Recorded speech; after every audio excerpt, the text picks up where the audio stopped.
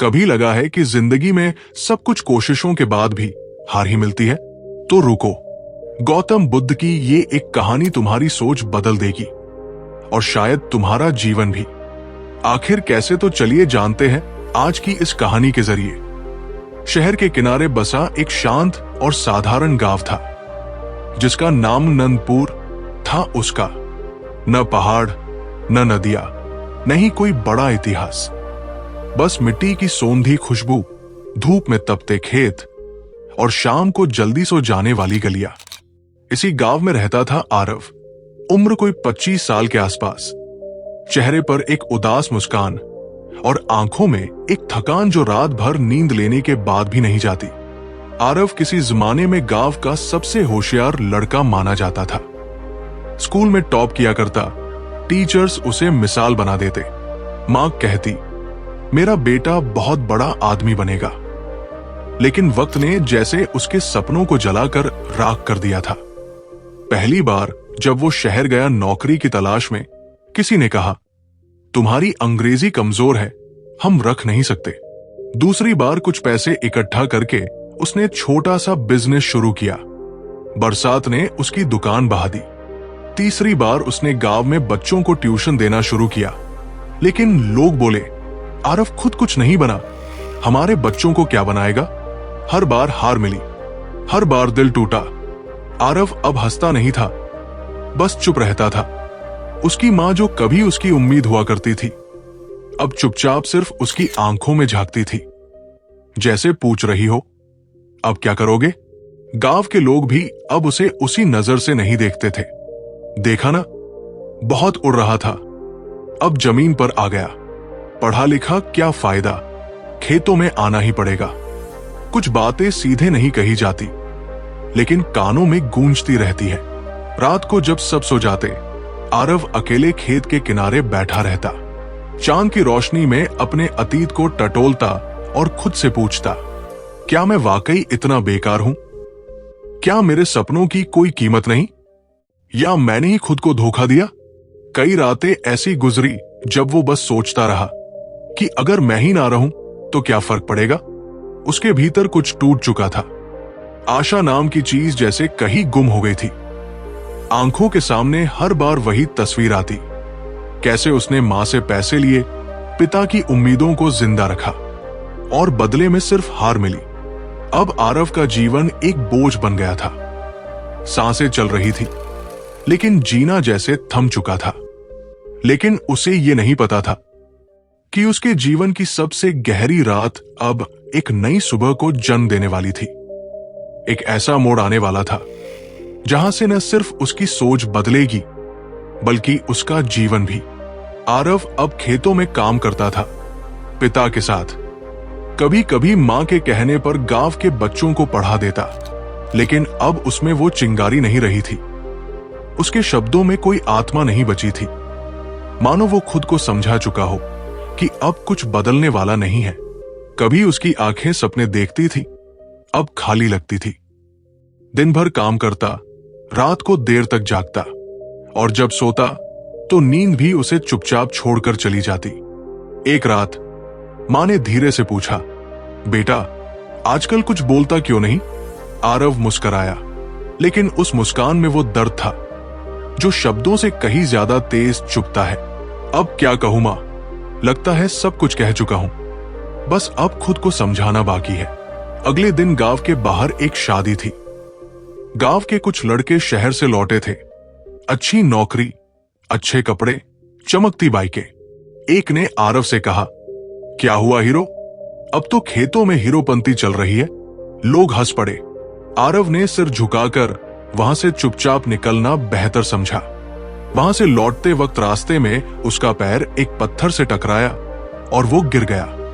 लेकिन उसके गिरने से ज्यादा दर्दनाक वो भाव था जो उसके चेहरे पर था। जैसे ये सिर्फ शरीर नहीं गिरा, उसकी आत्मा भी अब उठना नहीं चाहती थी।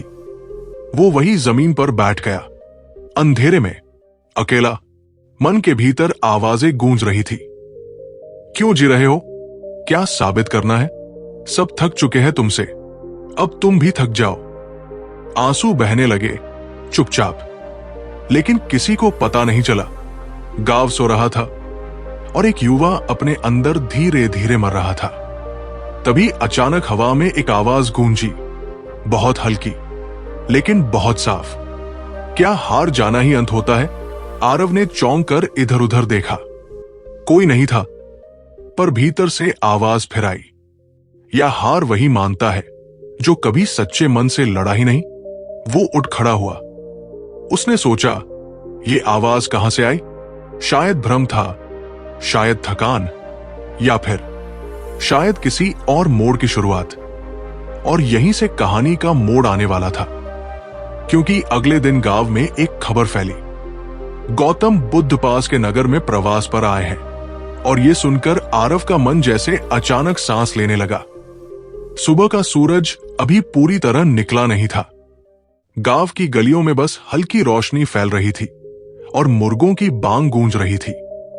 आरव, जो कई दिनों से अपने भीतर की अंधेरी सुरंग में भटक रहा था, उस दिन कुछ अलग महसूस कर रहा था। वो नींद से नहीं जागा था, जैसे कोई उसे भीतर से जगाने आ गया हो। दरवाजे पर खड़ी उसकी मां की आंखों में कुछ अलग था। आरव, सुना है गौतम बुद्ध पास के नगर में ठहरे हैं। कल रात पंडित जी बता रहे थे। लोग दूर दूर से उन्हें सुनने जा रहे हैं। आरव पहले चुप रहा, लेकिन जैसे ही उसने बुद्ध का नाम सुना, उसके मन में हलचल सी हुई, जैसे वर्षों से जमी कोई परत अचानक दरक गई हो। गौतम बुद्ध, वही जिन्होंने राजमहल छोड़ दिया था? हाँ बेटा, वही जिन्होंने दुनिया को सिखाया कि दुख क्यों होता है और उससे कैसे मुक्ति मिले। आरव धीरे धीरे दरवाजे की चौखट से हटकर बाहर आ गया। ठंडी हवा उसके चेहरे को छू रही थी और उसके भीतर कुछ टूटकर फिर से जुड़ने जैसा महसूस हो रहा था। उसने आकाश की ओर देखा। सूरज धीरे धीरे निकल रहा था, जैसे खुद उसकी प्रतीक्षा में हो। अतीत की जंजीरों से निकलने का निर्णय। दिन भर खेतों में काम करते हुए आरव का मन कहीं और था। वो कुछ नहीं बोल रहा था, पर भीतर ही भीतर सवालों से लड़ रहा था। क्या वाकई कोई ऐसा है जो समझा सके कि ये दुख क्यों है? क्या वाकई कोई है जो जीवन में शांति की राह दिखा सके? उसी रात उसने अपनी मां के पास बैठकर कहा, मां, मैं जाना चाहता हूं बुद्ध के पास। मां ने उसकी आंखों में देखा, जो वर्षों बाद एक बार फिर उम्मीद से चमक रही थी। मां ने कुछ नहीं कहा, बस उसके सिर पर हाथ रख दिया, शब्दों से ज्यादा भरोसे से। अगली सुबह सूरज निकलने से पहले ही आरव ने एक छोटा थैला तैयार किया। उसमें कुछ सूखी रोटियां, मां की दी हुई एक ओढ़नी और पिता का पुराना छाता था। चलने से पहले उसने मिट्टी को छुआ। वो खेत जिसमें उसने बचपन बिताया था, वही पेड़ जिसके नीचे बैठकर किताबें पढ़ा करता था। उसकी आंखें नम थी, पर दिल मजबूत। अब चलना है, वहां जहां शायद मेरी आत्मा का जवाब मिल सके। वो गांव के बाहर पगडंडी पर चल पड़ा। सामने जंगल था, रास्ता लंबा और कठिन, लेकिन आरव के लिए यह सिर्फ यात्रा नहीं थी, ये उसकी आत्मा की खोज थी। रास्ते में जंगल के घने वृक्षों ने छाया दी, पक्षियों ने संगीत दिया और उसका अकेलापन अब उसके साथ चलने लगा। हर कदम के साथ वो अतीत की एक गांठ खोलता जा रहा था। वो परीक्षा का परिणाम, वो दोस्तों की हंसी, वो गांव वालों की बातें, सब पीछे छूट रहे थे और सामने बस एक चेहरा था, बुद्ध। उनकी मौन मुद्रा, शांत नेत्र और वो वाक्य जिसे उसने सुना नहीं था पर मन ने महसूस किया, आओ पहले खुद को जानो, बाकी सब बाद में। यात्रा का अंत नहीं, एक नई शुरुआत। दिन ढलने को था। सूरज की सुनहरी किरणें वृक्षों के झरोखों से छनकर धरती पर पड़ रही थी। कई दिनों की यात्रा के बाद धूल से सने पैरों और थकी आंखों के साथ आरव एक छोटे नगर के बाहरी छोर पर पहुंचा। वही स्थान जहां बुद्ध का प्रवास था। वहां सैकड़ों लोग पहले से ही बैठे थे, महिलाएं, पुरुष, वृद्ध, बच्चे, हर चेहरा शांत था। न कोई शोर, न कोई दिखावा, बस एक मौन प्रतीक्षा जो किसी अदृश्य सौंदर्य को सुनने को आतुर थी। आरव धीरे धीरे पीछे की पंक्ति में जाकर बैठ गया। उसकी आंखें हर ओर खोज रही थी और तभी बांस की बनी एक साधारण सी ऊंची चौकी पर एक वृद्ध भिक्षु धीरे धीरे चढ़ते हैं। उनके वस्त्र गेरुए रंग के, शरीर दुबला, चाल शांत, लेकिन उनकी आंखों में कुछ था, जैसे सारा ब्रह्मांड वहां मौन होकर ठहर गया हो। भीड़ मौन थी, लेकिन भीतर हर व्यक्ति जैसे शोर से भर गया था।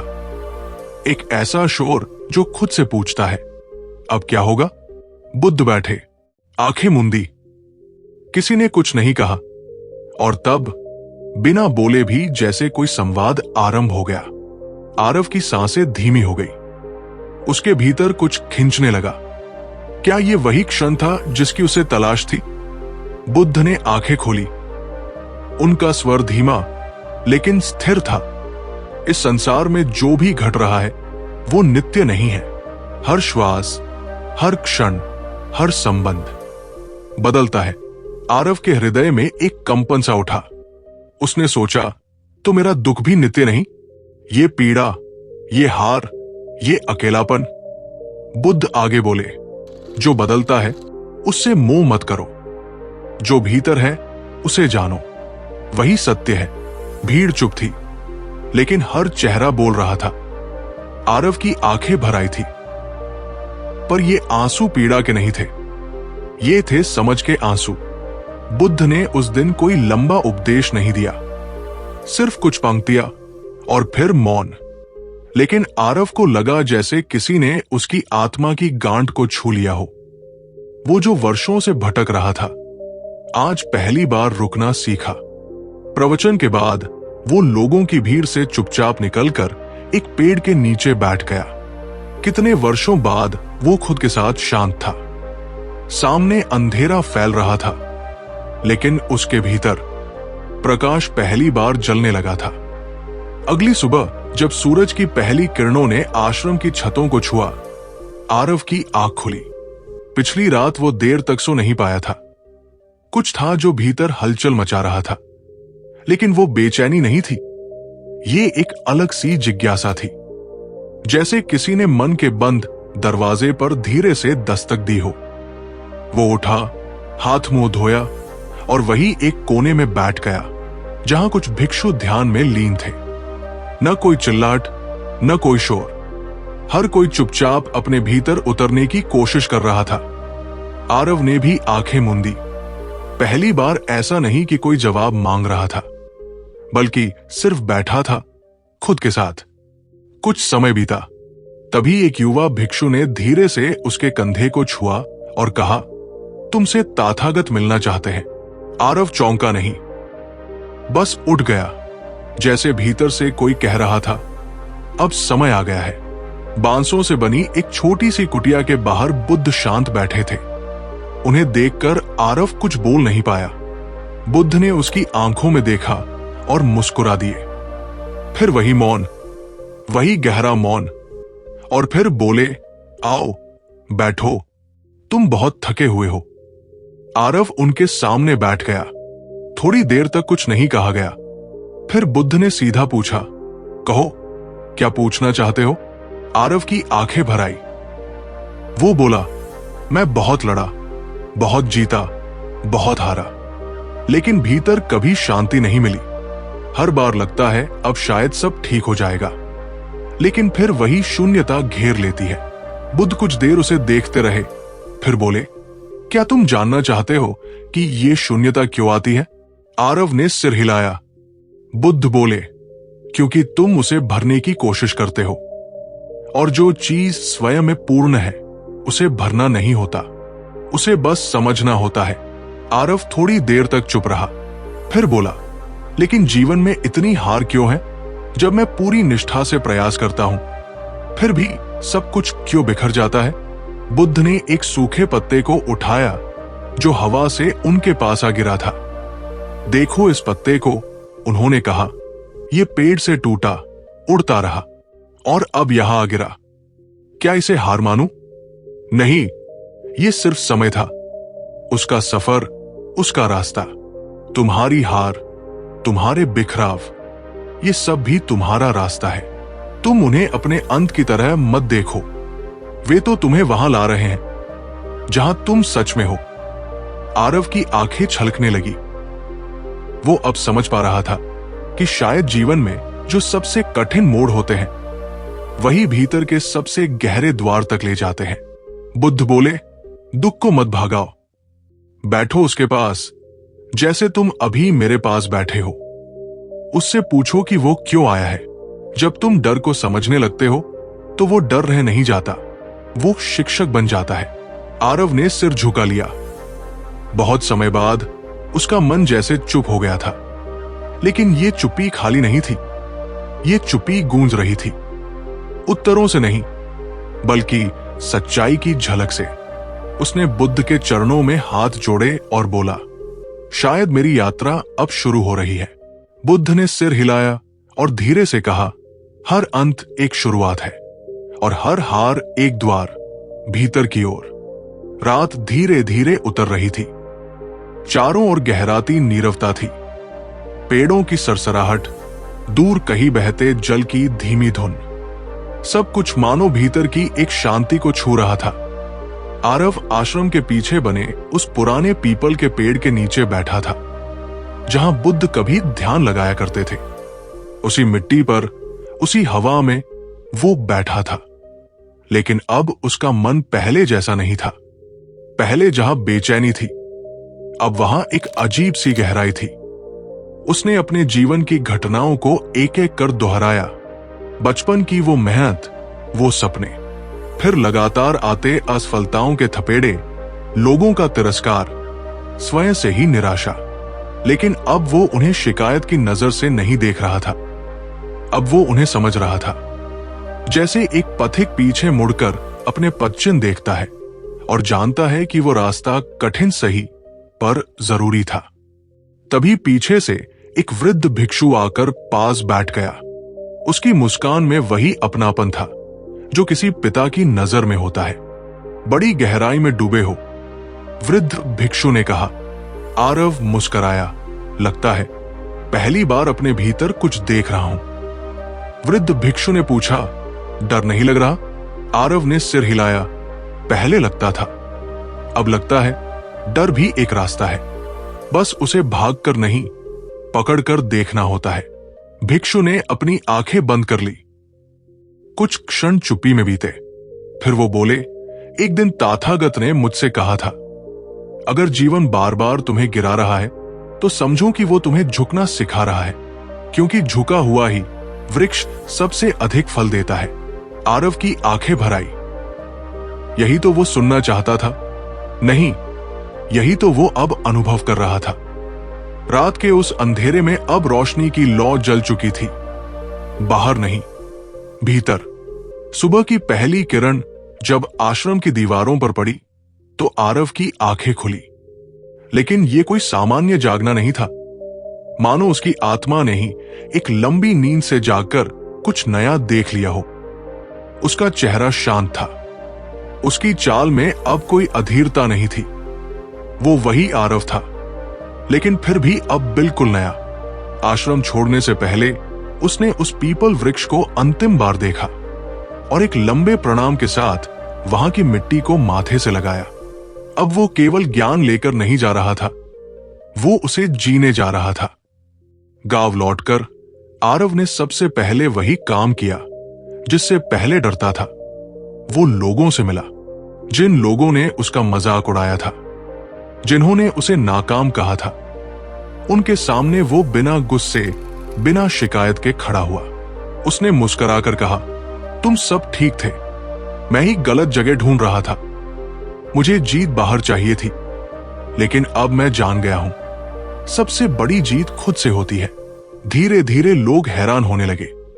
आरव वही था, लेकिन अब उसमें कोई तड़प नहीं थी, कोई गिला नहीं।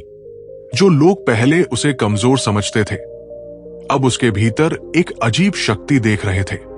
एक दिन गांव का एक लड़का रोते हुए उसके पास आया। भैया, मैं हर जगह हार रहा हूं, अब जीने का मन नहीं करता। आरव ने उसकी आंखों में देखा। वही पीड़ा जो कभी उसकी अपनी थी। उसने लड़के को कंधे से लगाया और सिर्फ एक बात कही, तो चलो फिर हार की गहराई में उतरते हैं। वहीं से जीत की शुरुआत होती है। अब आरव खुद एक दीपक था, अपने अनुभवों की लौ से औरों का अंधेरा दूर करता हुआ। उसे अब कोई दिखावा नहीं चाहिए था, कोई पहचान नहीं चाहिए थी, सिर्फ वो सच्ची शांति जो बांटने से बढ़ती है। एक दिन मंदिर में किसी ने उससे पूछा, तुम्हें ये सब बुद्ध से मिला? उसने मुस्कुराकर कहा, नहीं, बुद्ध ने तो सिर्फ दर्पण दिखाया था।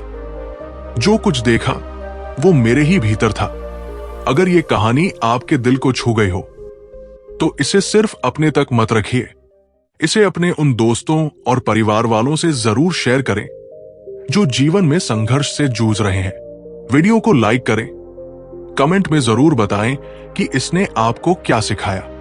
और ऐसे ही प्रेरणादायक कंटेंट के लिए हमारे चैनल ये2 स्टोरीज हब को सब्सक्राइब करना न भूलें, क्योंकि एक कहानी किसी की जिंदगी बदल सकती है। धन्यवाद।